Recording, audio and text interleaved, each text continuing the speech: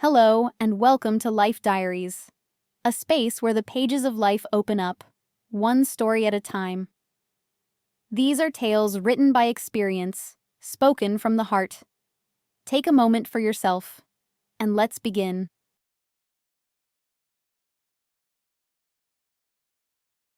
In the quiet of his office, bent over the desk, sat John Miller, pressing his temples with his palms. This day, it seemed, had no end. 2 decades. 20 years he had devoted entirely to his calling.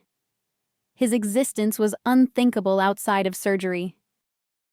Even as a youth, he cherished the dream of saving lives. So when the time came to choose after his school years, he unhesitatingly directed his steps towards the doors of a medical educational institution. The entrance exams came easily to John. He always studied diligently, and the natural sciences came to him without difficulty. His studies at the academy were captivating.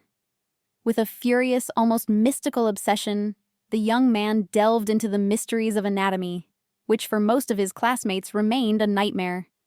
He felt anatomy intuitively. When it was time for his first practical training, the sight of blood did not make him faint, and he eagerly absorbed every word from his instructors. They predicted a brilliant future for him, as few students showed such deep interest in the medical path. It seemed that being a doctor for John was not just a profession, but a true calling. And so it was. After his internship, Miller was assigned to a regional clinic, a stroke of luck that fell to few recent graduates. From the very first days, John began to assert his right to bear the proud title of doctor. Miller honed his skill, and it soon became clear. This guy's hands were truly golden. The chief doctor immediately recognized the young surgeon's talent. His colleagues, however, were openly consumed by envy. Barely having crossed the age of 30, he was already performing interventions of such complexity. The hospital staff was divided into 2 camps. Some revered Miller, dreaming of being like him, while others whispered about patronage, devil's luck, and much else. But whatever they said, John rapidly achieved one victory after another. He was completely indifferent to the opinions of others. The only thing that mattered was human life.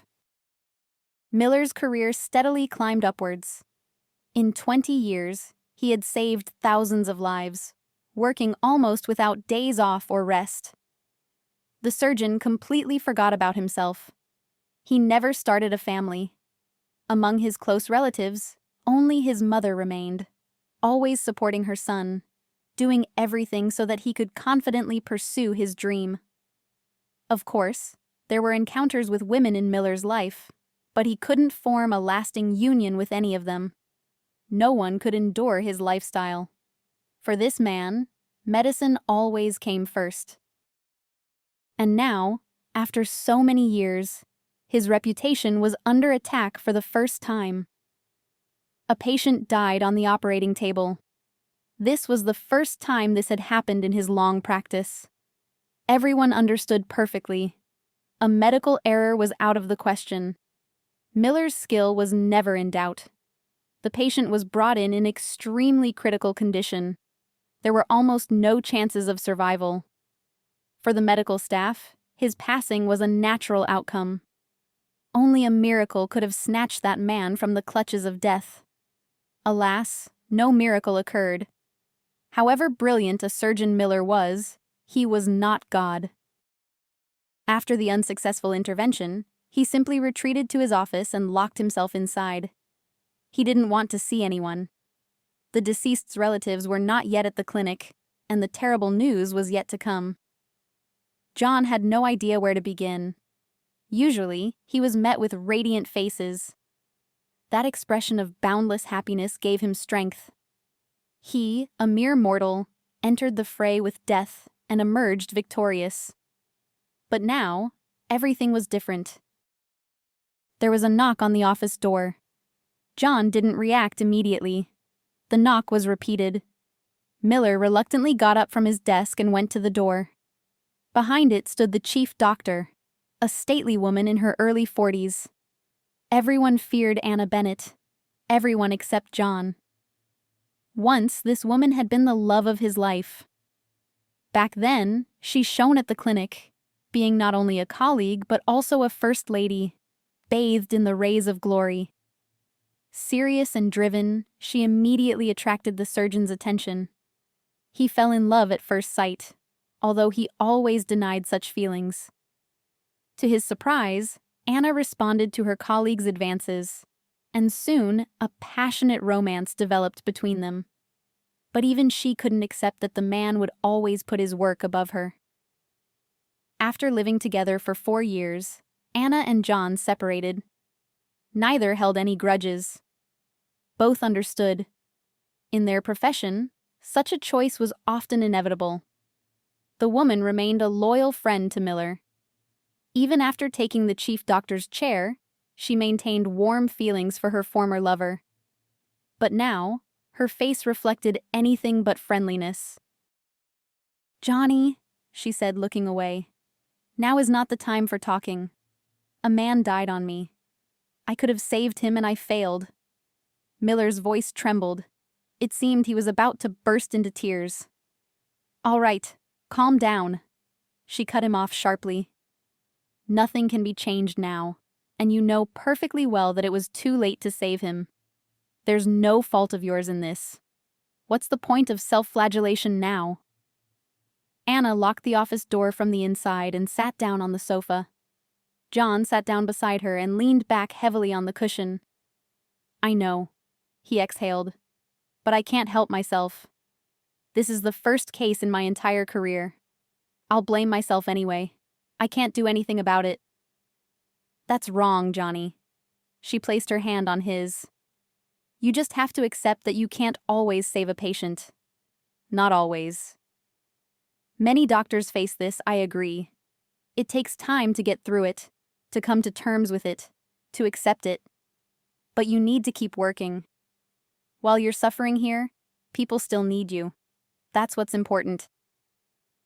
"Have you been on vacation lately?" "What does that matter?" Miller asked indifferently. "This matters," frowned, almost shouting Anna. "Take at least a week off. You desperately need it right now. Pull yourself together. I can't let you fall into a depressed state. It will affect the results. What's more, God forbid, you'll leave the profession. That happens too." "Absolutely not," John objected energetically. "Perhaps you're right. I'll go to the mountains. You always recover quickly there." In his youth, Miller was fond of hiking. Perhaps it was the only thing he eagerly awaited the weekends for. Alone with nature, he quickly regained his strength and peace of mind. Anna didn't suggest a vacation just like that. She knew exactly what he would do. "All right, don't come in starting tomorrow. I'll expect you back at work on the 3rd. Go home now. Get some rest." "What about the relatives?" "I'll talk to them myself. It's a delicate matter. You understand?" And he was not an easy person. "We're trying to reach his wife now, but her phone is silent. As far as I know, she's away right now. My God, I can't imagine how she'll react when she finds out her husband is gone." "Don't think about that now." "Okay, let me call you a taxi. You shouldn't drive in a situation like this." A week flew by unnoticed. John had almost completely restored his peace of mind. Being completely alone had a beneficial effect. Miller had his own roots that few people knew about. Upon returning from his hike, he barely thought about what had happened. The next day, he went to work. No surgeries were scheduled for that day. He saw a few scheduled patients and spent most of the day in his office. Around 5, Anna Bennett called him. Miller was thinking about death. Why? Why are some people destined for a happy fate, while others are forced to fight for the right to live? Why did I choose this profession?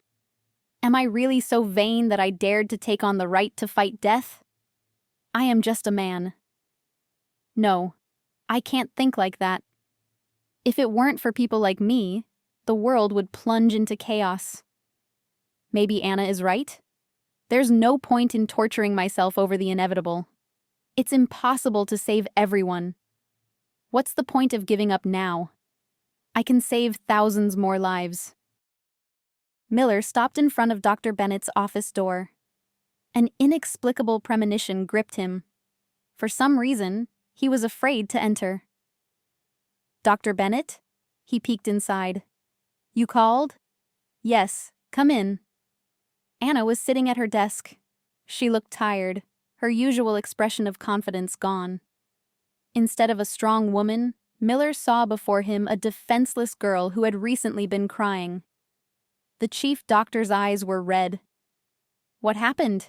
He asked with alarm. John, the woman sighed. I had a very difficult conversation this morning. Trofimov's wife came. The surname stung, he said, surprised. He passed away a week ago. She wasn't in the country. I had to listen to a lot. Why didn't you call me earlier? I wanted to talk to her myself first, to understand how she would react to the news of her husband's death. But this woman... Anyway, she's demanding that I fire you. On what grounds? Miller exclaimed indignantly. You yourself said there was no fault of mine. We all understand that, Johnny. But what? But I want to talk to her myself. How can I find her? It's pointless. You see, this Trofimov was not an easy person. His wife will do everything possible to ruin your career. I explained everything to her. But this woman... She is convinced he could have been saved. You know yourself. In such situations, it's very difficult to prove otherwise. Nothing of the sort. There was no medical error. I did everything possible. This man had a neglected condition. Had he come earlier, perhaps it could have been fixed. Now listen. I'm on your side. But you know yourself. Whoever has the power is right. This woman has connections in the Ministry of Health. She is determined to see her plan through. If I don't fire you now, heads will roll, including mine. I can't take that risk. You know I'll go to court. It's simply ridiculous to accuse me of incompetence when they themselves let it get to this point. That's your right. But now, I'm sorry, but I'll have to give in to her. I can't do otherwise, Johnny. Try to understand me too. John's face twisted into a grim smile. What difference does it make where her connections are? The truth is on our side. Alas, we live in a bureaucratic world. Here, whoever gets to the lawyers first is right. So what's the problem? Let me hire a lawyer right now. Listen to me, John. From experience, I know the chances will be slim. It's your right to sue for wrongful dismissal. But right now, you need to do as I say. We don't need problems. To hell with all of you. Do what you want. I'm free. Yes. Anna lowered her eyes. You can go. Don't come to work starting tomorrow. I'm very sorry. I hope everything works out eventually. John left the office, slamming the door. What do they think they're doing? This is beyond belief. I've dedicated so many years to this, just for some idiot to come along and erase everything? Yes, of course, I'll go to court. I don't care who she's connected to. I know I'm not to blame. Let them all go to hell, a bunch of idiots. Because of one death that was inevitable, hundreds more that could have been avoided might occur. John didn't even bother gathering his things. He simply left the office without saying anything to anyone. The news of the leading surgeon's dismissal would likely cause a huge stir. Despite his detractors, most of the staff respected and liked Miller. John didn't want to explain anything to anyone. He said goodbye to his colleagues and the girls at the reception desk as usual, got into his parked car, and took a deep breath. He had an unbearable urge to smoke. Miller hadn't touched cigarettes for about 7 years, having quit the harmful habit after breaking up with Anna. But now, from somewhere deep within his consciousness, a clear demand emerged. John drove out of the parking lot and headed for the nearest shop. Buying a pack, he got into the car and inhaled with pleasure. For a fraction of a second, the long-awaited calm arrived. but with each puff, it receded further. Throwing away the cigarette butt, John drove home. His head was in complete disarray. He drove mechanically, moving in the obedient flow of cars. "I should at least buy some groceries," he said aloud. The supermarket was a couple of steps from his home. John parked near the entrance and decided to walk. He just walked, not noticing anyone around him. In the supermarket, Miller mechanically filled his cart without even looking at the products.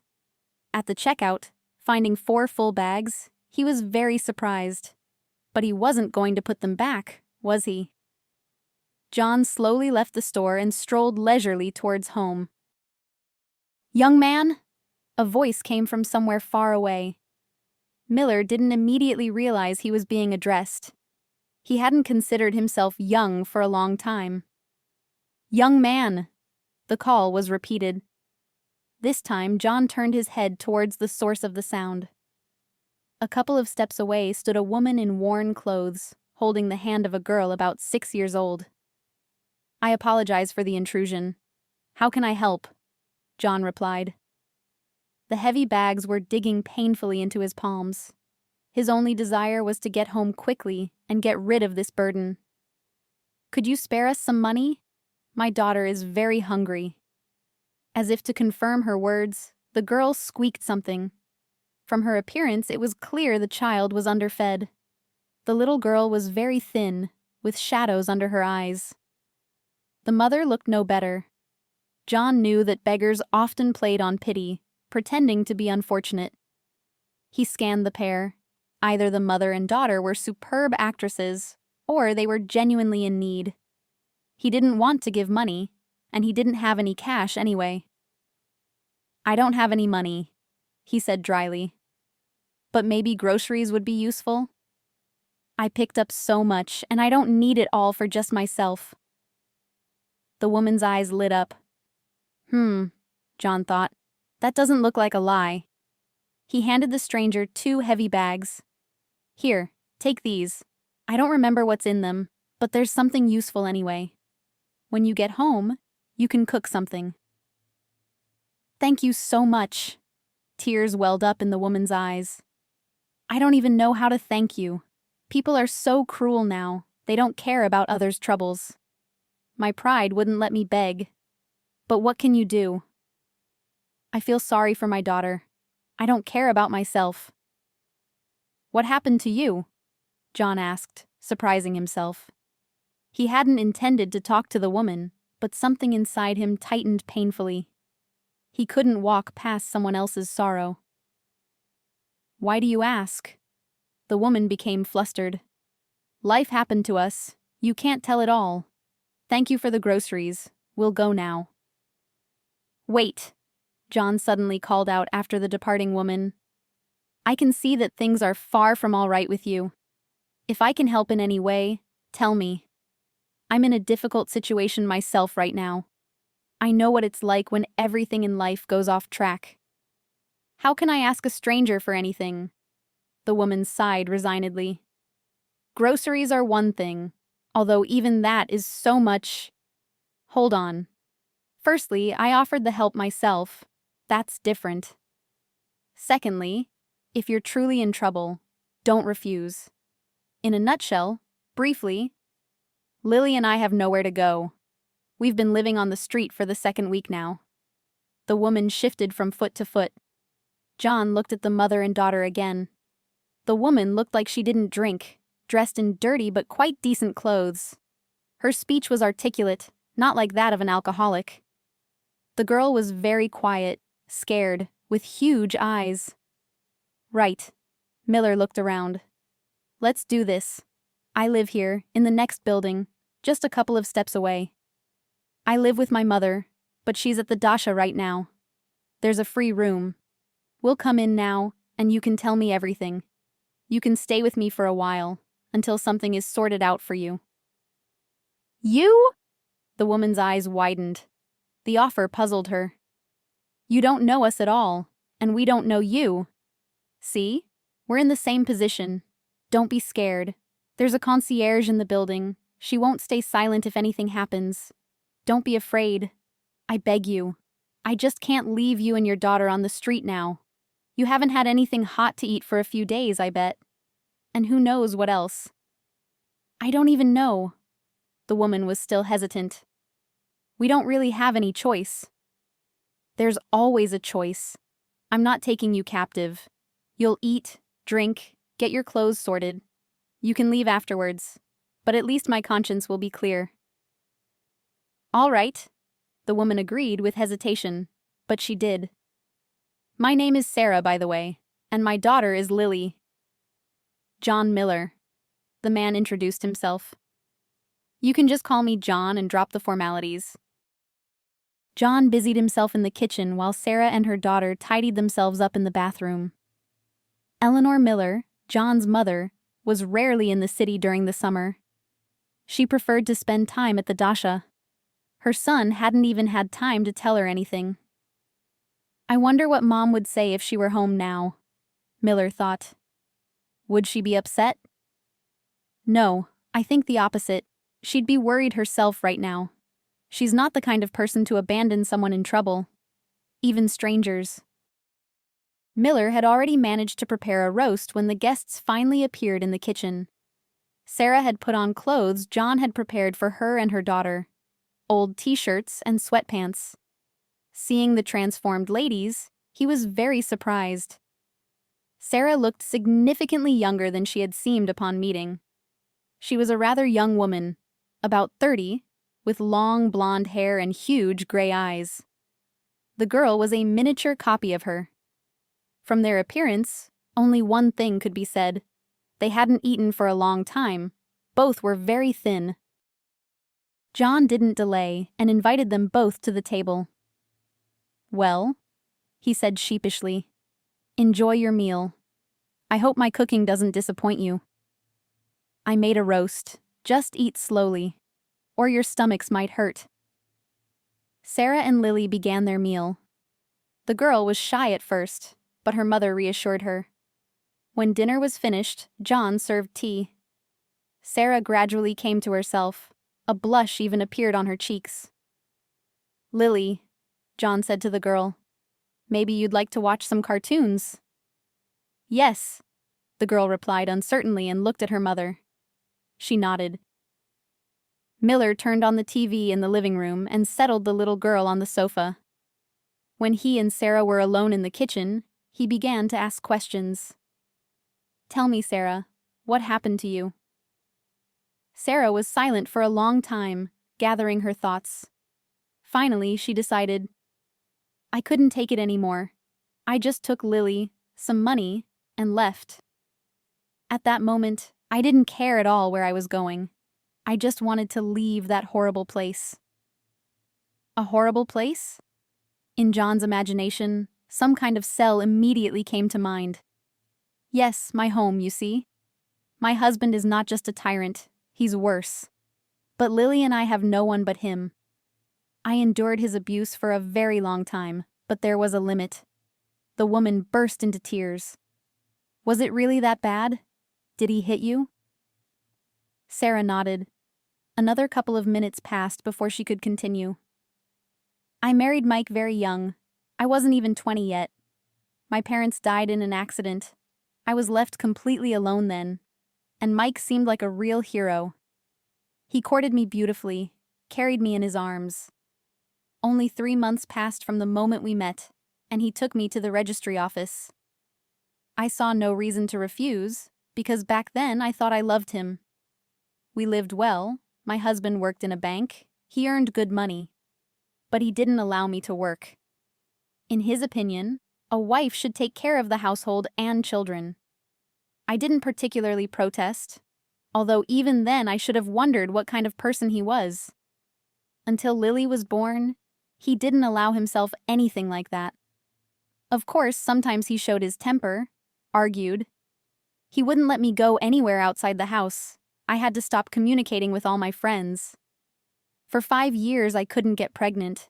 This infuriated Mike. He accused me of infertility, of being inadequate as a woman. And then suddenly I found out I was going to be a mother. I don't even know how it happened. I didn't get any special checkups. God just sent a child.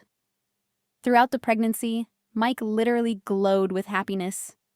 He really wanted a son. At the same time, he didn't allow me to find out the baby's sex beforehand. He just believed it.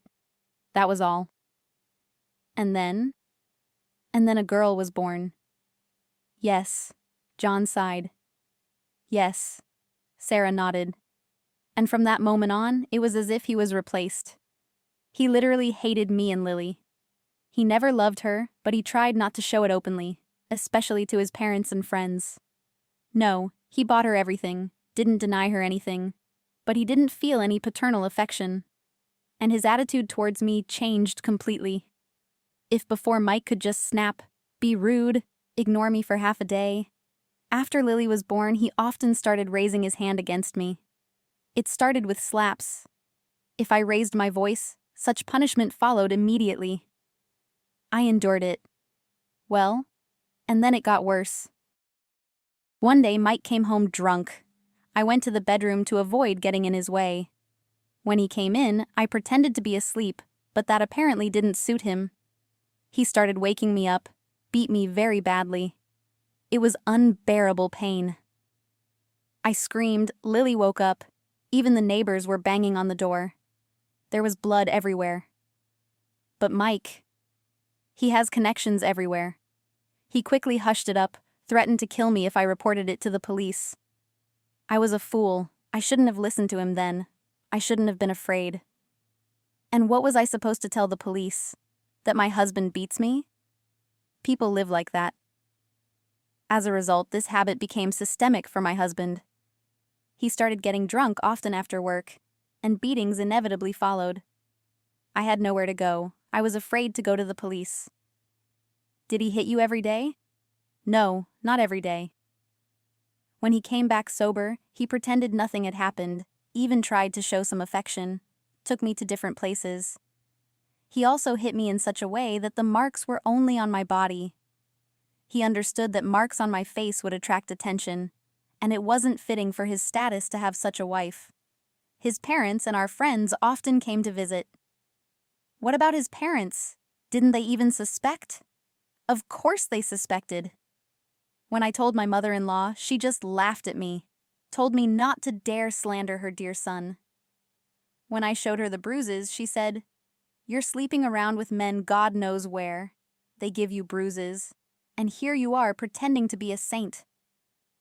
But what men? Besides Mike, I never had anyone else. And my father-in-law? He even pitied me, but said, "You are a wife. You must endure it. That's all." Can you imagine? Sarah burst into tears. It was clear that the memories caused her great pain. This went on for almost 6 years. I was just living in hell. Mike became more and more sophisticated. A real nightmare occurred when Lily was taken by her grandparents.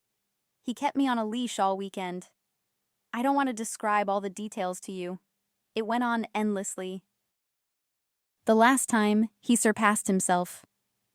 I needed to go to the hospital, but he ordered me not to go. When Mike saw I was covered in blood, he finally took pity, and I was taken away. It turned out I had a miscarriage. I begged the doctor not to tell my husband about it. Seeing the bruises and abrasions on my body, the doctor said he would immediately contact the police, but I still insisted on keeping it a secret. I just said I had a bad fall from a stepladder at home, as there was a renovation going on in one of the rooms. The doctor shook his head, but couldn't do anything without my consent. I would have, but he agreed not to inform Mike about the miscarriage. I just knew. If he found out, he would simply kill me. It wouldn't matter that he was the cause of what happened. When I was discharged from the hospital, he was already waiting for me at home. He didn't even come to pick me up. Can you imagine? Most of all, I was afraid for Lily. But thank God she was staying with her grandparents all that time and having a good time. Is it appropriate to call it that? Mike went on a business trip. Usually he didn't travel like that, but there was some conference or seminar. He had to go for 2 weeks. That's when I realized it was my chance. I had to run without looking back. I simply couldn't live in constant fear and pain anymore. But where to go? He didn't give me money. I only scraped together enough for groceries, but that amount quickly ran out. I packed my things as soon as he left, didn't tell anyone anything. It was dangerous, especially since I have no relatives or friends. I asked my father-in-law for a little money, supposedly to buy Lily some things. He, I think, understood everything. This man is the only one who tried to help me in any way. But he lived under his wife's thumb his whole life, afraid to go against her will. Should I judge him? After all, I was in much the same position. And what did you do? Where did you go? That's just it, nowhere. I rented a cheap room in a different district, far from the old apartment.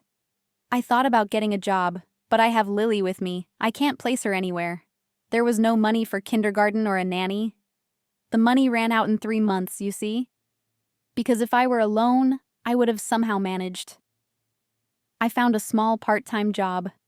I went to wash floors in the evenings. John looked at this fragile girl.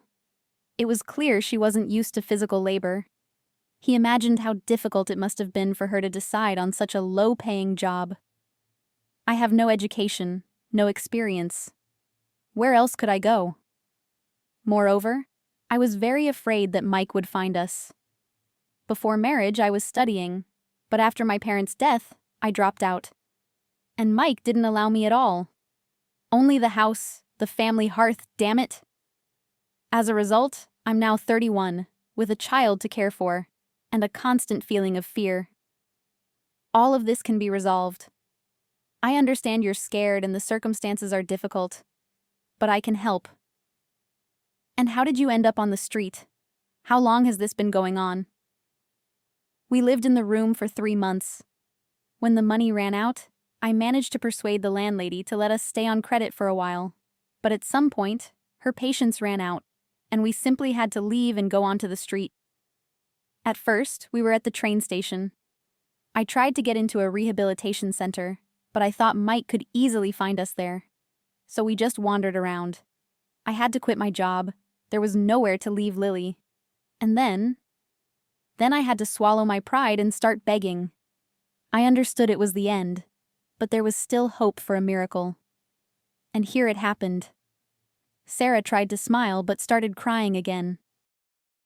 John put an arm around her shoulders and tried to comfort her. Sarah, listen. I won't promise anything, but I think I can help. For now, stay with me. Mom will be back from the dacha soon, of course, but she's an understanding woman. She won't kick you out onto the street. I have a friend who has a private clinic. Could I get you a job there as an administrator? It's not a great job, but you have to start somewhere. And then we'll see. Really? In Sarah's huge eyes, a mixture of joy and doubt was reflected. I'll do everything around the house. I don't want you to think I'm a freeloader. What about your husband? You'll have to get a divorce. Since you have a young child, it will have to go through court. He'll take Lily. You understand there's little chance they'll leave her with me, don't you? I have no job, no home, and he has money, an apartment, influence. Nonsense. Everything can always be resolved. I have influential acquaintances too. Among them are several good lawyers, even a judge and a couple of prosecutors. Do you work for the authorities? No, not even close. I'm a surgeon, or rather, I was. Until today. How so? Sarah asked, surprised. I was fired today. A patient died on the operating table, and although it wasn't my fault, his relatives are convinced otherwise. He was not an easy person. I don't even know what to do now. In any case, I won't let this go. But for now, I had to make concessions to the chief doctor. I'll sue. There's nothing else left. Right now, I need to pull myself together. John and Sarah sat in the kitchen for a little longer, talked, after which the woman went to bed. Lily was already sleeping peacefully with the TV on. Sarah gently picked up the girl and carried her to the bedroom. What are you talking about? Eleanor Miller's voice sounded extremely agitated. What do you mean, fired? How dare they? You couldn't find a specialist like you anywhere. Mom, it's too long to explain all this over the phone. I don't want to. Come over then. You don't have anything to do right now anyway, and I actually need help here. I'm redoing the flower bed, and it's hard to dig by myself. Will you come? All right, I'll come then, closer to evening. I need to finish a few more things. I'll be waiting, son. You didn't do anything foolish there, did you? Mom, stop it. Okay, see you later. Miller hung up. He had just woken up. The conversation with his mother woke him up completely. I'll have to go. Okay, I'll hope for Sarah's decency. I have a feeling she's not the kind of person to repay kindness with treachery. John went out to the kitchen. To his surprise, Sarah was already busy with housework. She had managed to clean up and prepare breakfast. A cup of coffee was already steaming on the table. I heard you wake up and decided to quickly make some coffee. Is it all right that I'm making myself at home? Of course, Miller smiled. Make yourself at home. Honestly, I didn't expect breakfast. How else? I've been doing this automatically for so many years. And here, for the first time, with pleasure. I just don't know if you eat scrambled eggs and all this. John looked at the set table with surprise. Sarah had managed to prepare not just scrambled eggs. On the plate, a huge pile of Serniki, cheese pancakes, was steaming. He hadn't seen anything like it since childhood. Wow, Serniki! I haven't eaten them in ages, and they're just like Dad used to make. I never saw such Serniki from Eleanor Miller. It was his signature dish. After the divorce, Mom erased Dad from her life, and Serniki ended up on the forbidden list. John devoured the contents of the plates with appetite. By the way, I got the recipe from my father too. Apparently, some men have the same weaknesses. Dad often made them, and then I learned. What a coincidence, he asked. Has she been up long? I gave her a pencil and paper. She's drawing. My daughter loves doing that. Then we need to urgently buy her some art supplies. I'm going downtown now, so I'll look for something. Great! Sarah was genuinely happy. Maybe you need something too. We could go together? Sarah became flustered. I don't want to go out unnecessarily. All right, I understand. No problem. Just tell me what to buy, I'll bring it. As you can see, I don't have many women's clothes. Nothing is needed, thank you. The girl replied modestly. Well, look. Miller shook his head. You're being unnecessarily shy. I'm not shy. Sarah blushed. I just don't know what I need. You have such a house. It seems like everything is here. Sarah? Miller suddenly began, finally deciding to tell her about his departure. Here's the thing. I'll need to go away for about 3 days. Can you manage here without me? I'll buy groceries. If you need anything, order it for delivery. I'll leave you my card. How can that be? Sarah was scared. Are you really going to leave us alone in the apartment? You don't know me at all. What if something happens? Like a worldwide flood? Go down to the concierge. She has the phone numbers for all emergency services. I'll tell the doorman that my sister has arrived with her niece, so they'll be aware. I won't go out anywhere anyway. That's right. But can you take Lily out into the yard? The girl needs fresh air. Our yard is enclosed. There are no outsiders here. Go out from the back of the building. I'll show you everything. I'll be back from downtown quickly. We'll discuss everything. Okay? Sarah stood by the stove, completely bewildered. She hadn't expected this amazing man to show her such trust. John arrived in Coladino already in the evening. The dacha village wasn't far from the city, but the roads were jammed with cars. His mother met him in the garden. The Miller's dacha was located in a picturesque spot, surrounded by forest on 2 sides. John loved these pines so much, the air filled with the scent of resin and needles. The vegetable garden occupied a small plot. Eleanor Miller's main pride was not the vegetable beds at all. Flower beds were laid out everywhere. Hundreds of shades were already in full bloom, fragrant. Eleanor Miller knew some secret, or so her neighbors thought, gasping and exclaiming at her luxurious flower beds. But the woman herself claimed that her only fertilizer was love. John was talking with his mother. This woman had long since passed 60, but this did not prevent her from looking excellent and engaging in active pursuits. When his father left, this woman was left alone with a 7-year-old son to care for. Of course, it was difficult, but it wasn't the exhausting work and daily worries that weighed heavily. On the contrary, physical labor helped Eleanor Miller not to think about her ex-husband. Robert was dearly loved by her.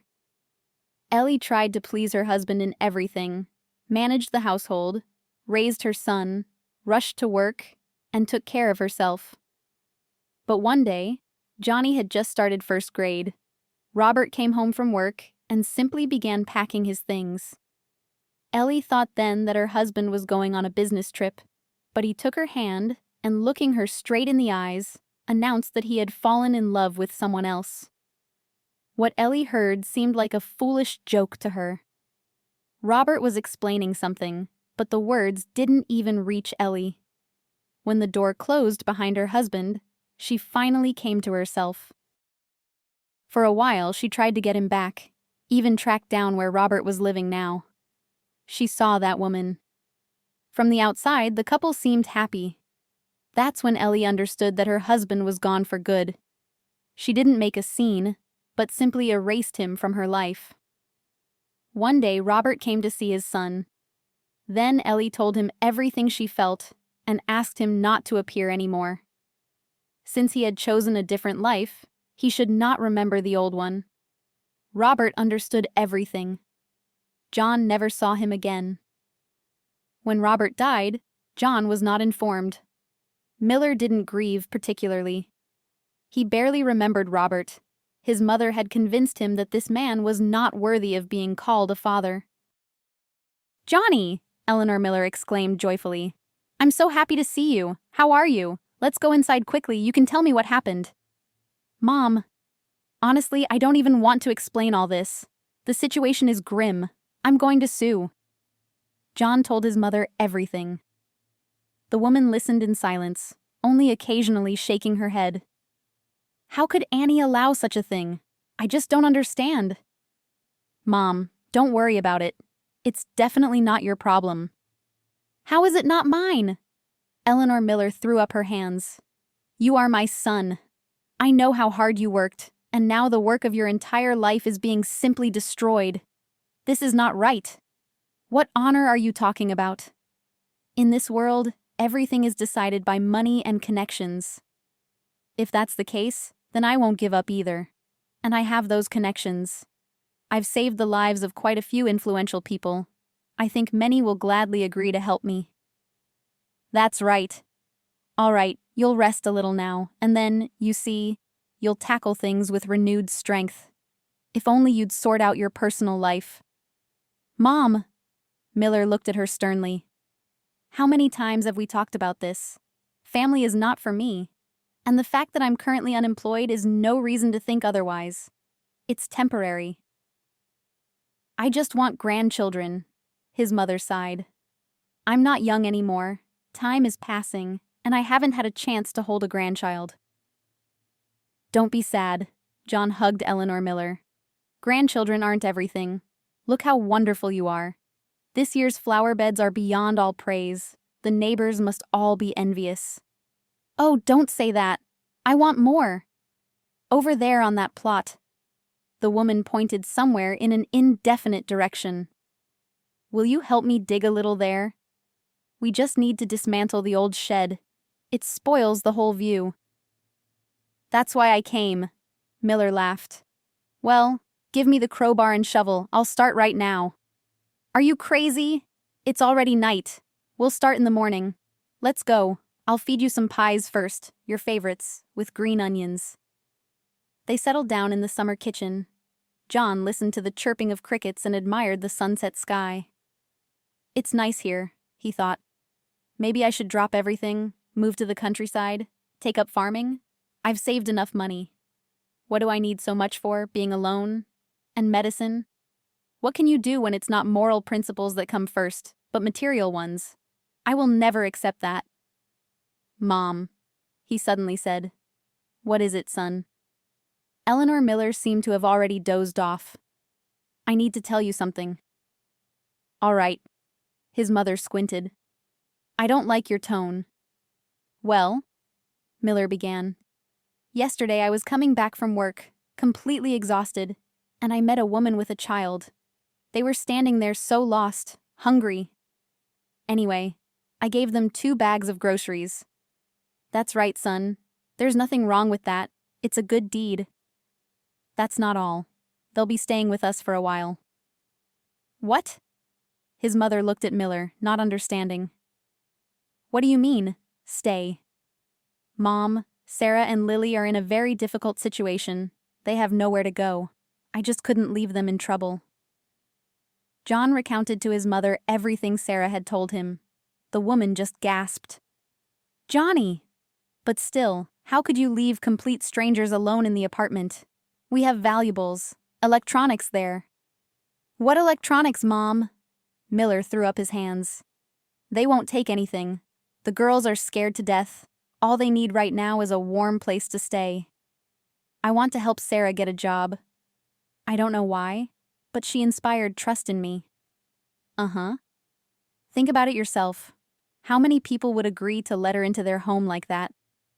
A questionable scheme. You could wait your whole life like that. No, she's telling the truth. If only you could see them. Lily is almost transparent. A girl her age needs to eat well. If I can help them, then it's my duty. I've spent my whole life saving people with my hands. Why can't I do it with my heart?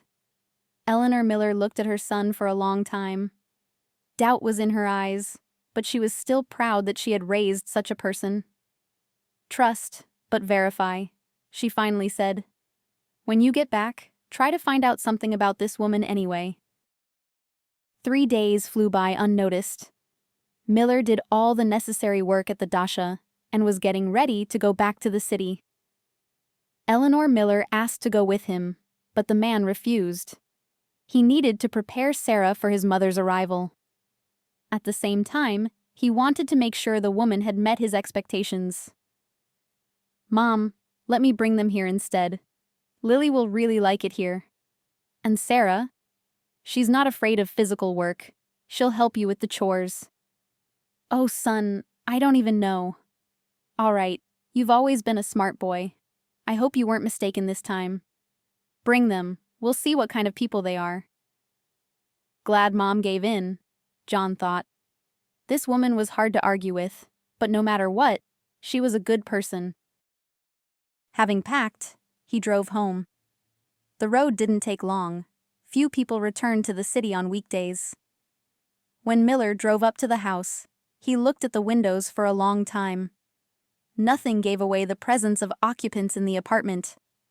For a moment, he was even scared. Had Sarah run away? The door was locked from the inside.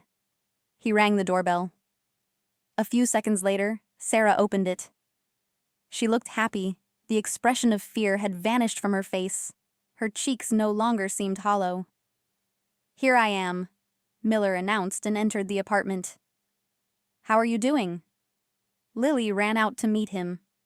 She froze at the threshold and looked at Miller with interest with her huge eyes. Everything is fine, Sarah smiled. And we're drawing. Thank you so much for the paints. I've never seen Lily so happy. Is that so?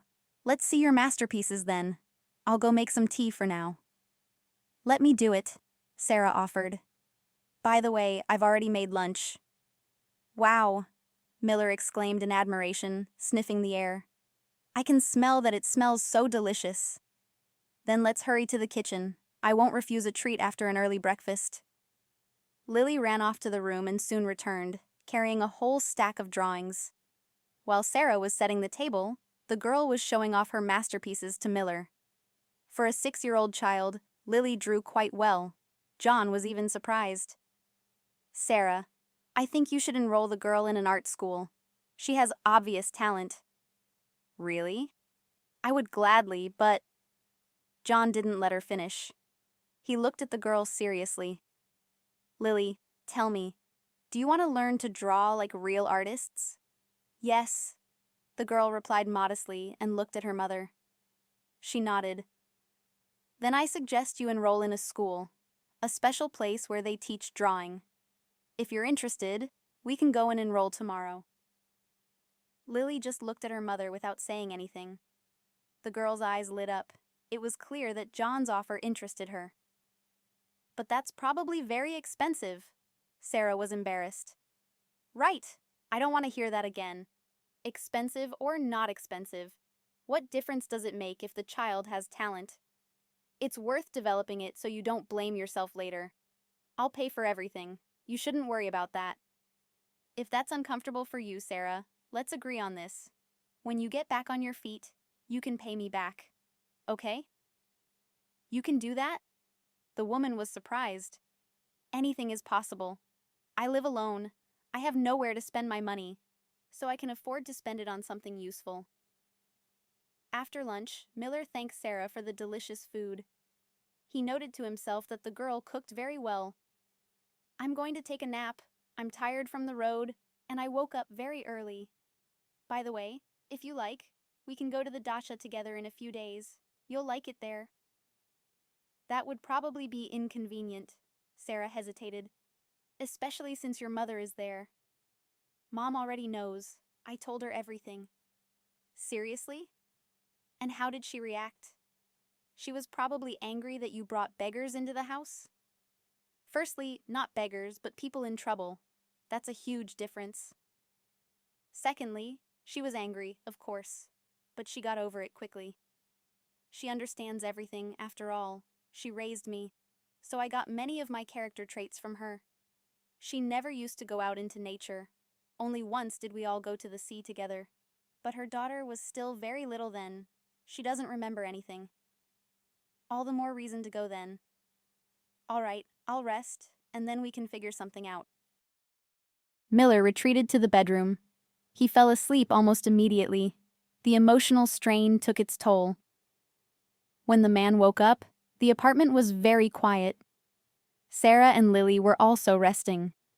He quietly left the bedroom. Passing by the living room, he caught a glimpse of Sarah sitting with her back to him. She was quietly sobbing, discreetly dabbing her eyes with a handkerchief. John cleared his throat. Sarah startled and turned around, immediately wiping away her tears with the sleeve of her sweatshirt. I'm sorry, I didn't mean to. No, it's all right. I was just thinking. Why are you crying? What do you have there? This is a photograph of my parents. Sarah handed Miller an old, faded photograph. This is all I have left of them. When I ran away from home, all I grabbed were my documents and this photo. John carefully took the piece of glossy cardboard handed to him. It depicted two happy people. The man was gently embracing the woman, whose eyes sparkled with happiness. Miller's breath caught in his throat. What is it? Sarah became worried, seeing that John's face had changed.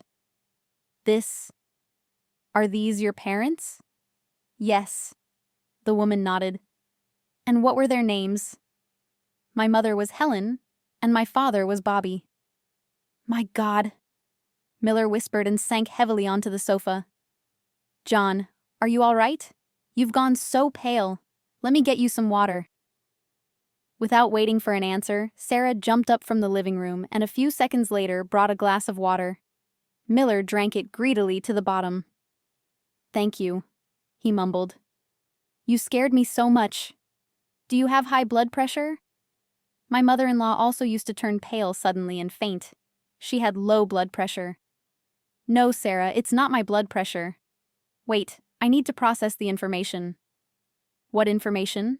The woman was surprised. Did my parents upset you somehow? Not just upset, Sarah dear. You'll understand everything yourself now. Miller abruptly got up from the sofa and went to a large chest of drawers. He opened the bottom drawer and took out two heavy velvet photo albums. Such albums used to be very popular. In each one were corner-mounted family photos, on which precious moments of the past were forever frozen. John nervously flipped through the heavy cardboard pages with his fingers. What he needed just wouldn't catch his eye. Eleanor Miller kept everything, but that photo? Did she really throw it away? Among the empty pages, John found that photo. The photo was about 35 years old. That was the last time they went to the sea as a family. With a trembling hand, Miller picked up the black and white photograph by the corner. He looked at it for a long time. From the picture, a smiling little boy with a sunburned nose smeared with sour cream looked at him. The boy was sitting on the lap of a mustachioed man. Slowly, Miller walked over to Sarah and handed her the photograph. The woman looked at the photo, not understanding. She knew this mustachioed man very well. His gaze only looked stern in photos. In real life, her father was very kind and often laughed. How can this be? Sarah looked at Miller. Where did you get a photo of my father? I don't understand. When was this? Almost 40 years ago. You weren't even born yet. John sighed. His father was also called Bobby. It can't be! Sarah jumped up from the sofa. It was clear how tense her body became. That doesn't happen. As you can see, it does. Miller's gaze searched the emptiness. The man couldn't gather his thoughts. It's just a coincidence. It's a common name. And men often looked alike in old Soviet photos. I get it. It's the mustache. Sarah. John stood up and took the girl's hands. You understand perfectly well that it's not about the mustache. Both your father and mine are the same person. The confusion on the woman's face was hard to describe. Emotions changed one after another. Finally, she couldn't bear it and cried. Miller held her tightly against his chest and stroked her blonde hair for a long time. The next day, Miller took Sarah and Lily to the dacha. The newly found relatives both became silent for some reason. It was hard to find words. I'll tell Mom myself, Miller broke the silence. Of course, Sarah nodded. I wouldn't even think of laying it all out for her right away. They hadn't told Lily anything yet. For a child, the appearance of a biological uncle probably wouldn't be such a shock. But for now, John and Sarah decided not to rush. Too many things had happened in the last week. Eleanor Miller was waiting for them. Having finished all the chores around the house, she had tidied up. When the whole group got out of the car, the woman looked at the guests with distrust. Mom! Miller called out to her joyfully. I'm not alone, as I promised. Meet Sarah, Eleanor Miller. And this charming young lady is called Lily. Hello, Sarah said modestly. Lily also squeaked something. Eleanor Miller's stern face broke into a smile at the sight of the girl. She loved children very much. She couldn't resist their sincere simplicity. Good afternoon, girls. I'm happy to see you. Why are we standing here? Come inside quickly. I'll make lunch now. You're probably tired from the journey. Hungry? I can help, Sarah offered eagerly. Oh no, I can manage myself. Mom, it's impolite to refuse, especially since Sarah cooks wonderfully. I was surprised by the serniki myself. Serniki? His mother became wary. Apparently, the mention of this dish stirred up not the most pleasant memories in her soul. Yes, John smiled. You'll be surprised, but they're exactly the same as Dad used to make. At the mention of Robert, Eleanor Miller winced. So many years had passed, and she still couldn't forgive her ex-husband for his betrayal. For this proud woman, there was nothing worse than such an abandonment of the family. Well, we won't be making serniki now, the woman replied casually. If you really want to help, please come to the kitchen. And you, Johnny, show the girl the garden for now. Well, Lily? Miller winked at the little girl. Do you want to see the most beautiful flowers in the world? The most beautiful? The girl's eyes widened. They don't get any more beautiful. Let's go together.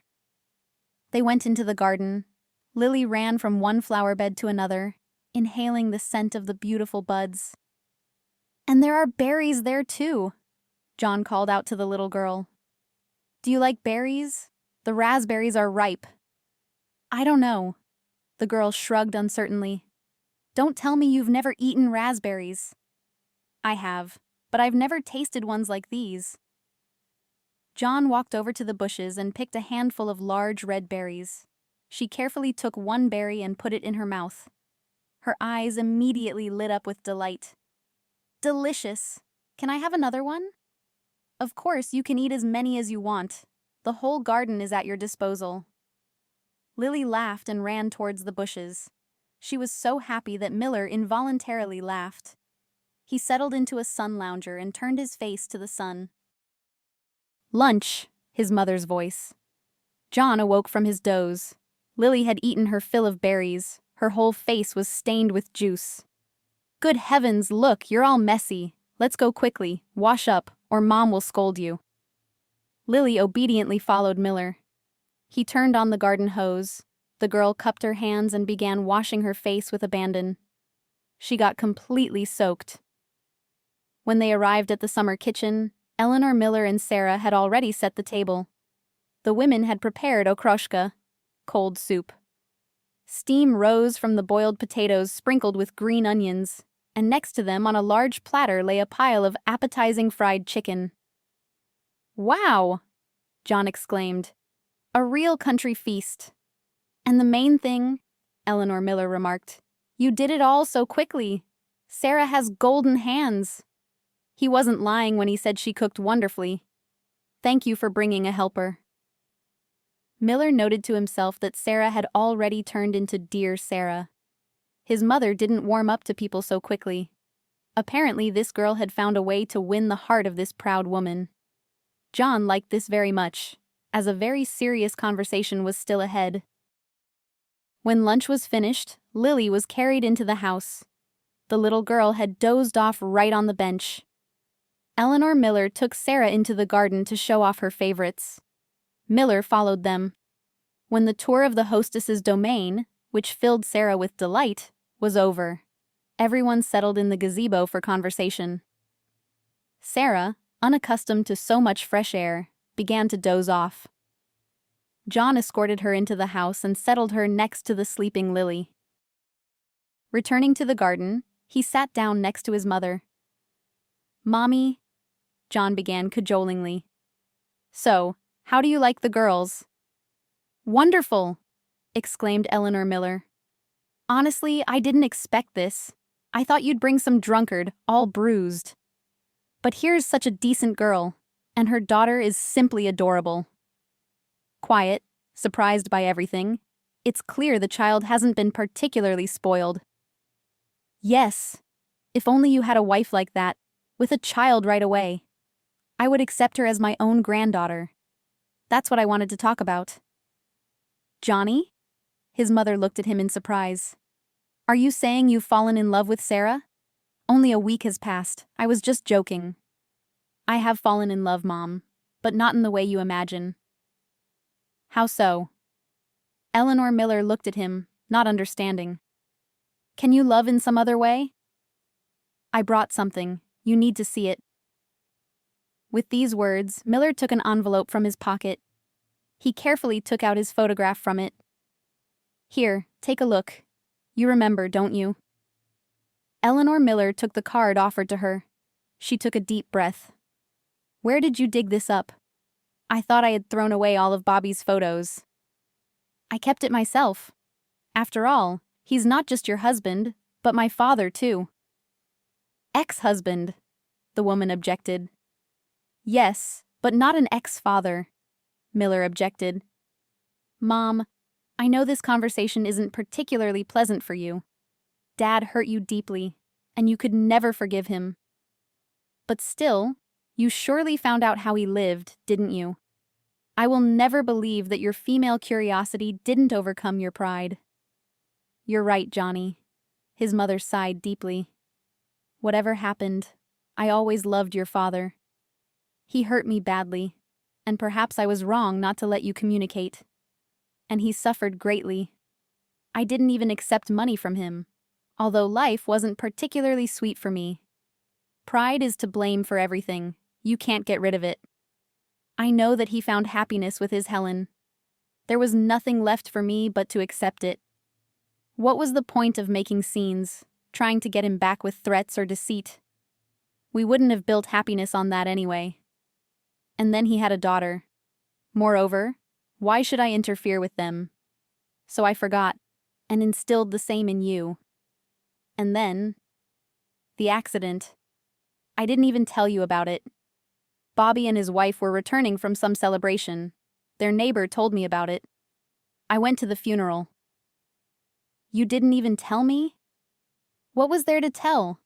How a drunk man in a Volga car crashed into them? There's no point discussing it now. I made a lot of mistakes. But I had the right to know. He was still my father. Bobby died instantly. Eleanor Miller continued, sighing. And they tried to resuscitate Helen, but it didn't work. She was operated on at your hospital, by the way, but you were just starting out then. I don't even know who the surgeon was. She didn't survive. They had a daughter left behind. I don't even know where she is now. She's about 10 years younger than you. I only saw her briefly at the funeral. A blonde like that, ash blonde. Just like your Sarah. Very similar. Mom. Miller gathered his thoughts. Sarah is my sister. What? Eleanor Miller tensed up completely from surprise.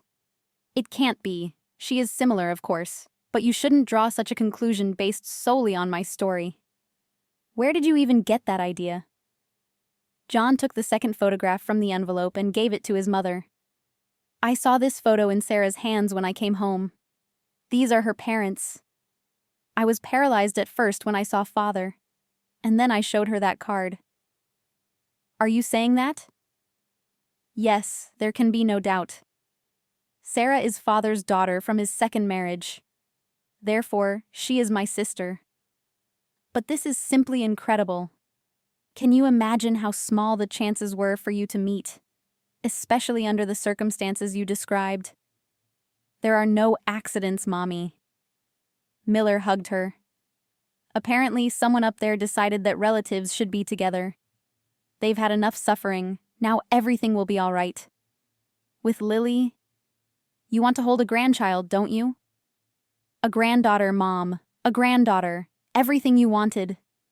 But no need to wake her. There's plenty of time. Eleanor Miller hugged her son and looked at the windows of her old dacha, at the room where the mother and daughter were now sleeping peacefully. A blissful smile played on her face.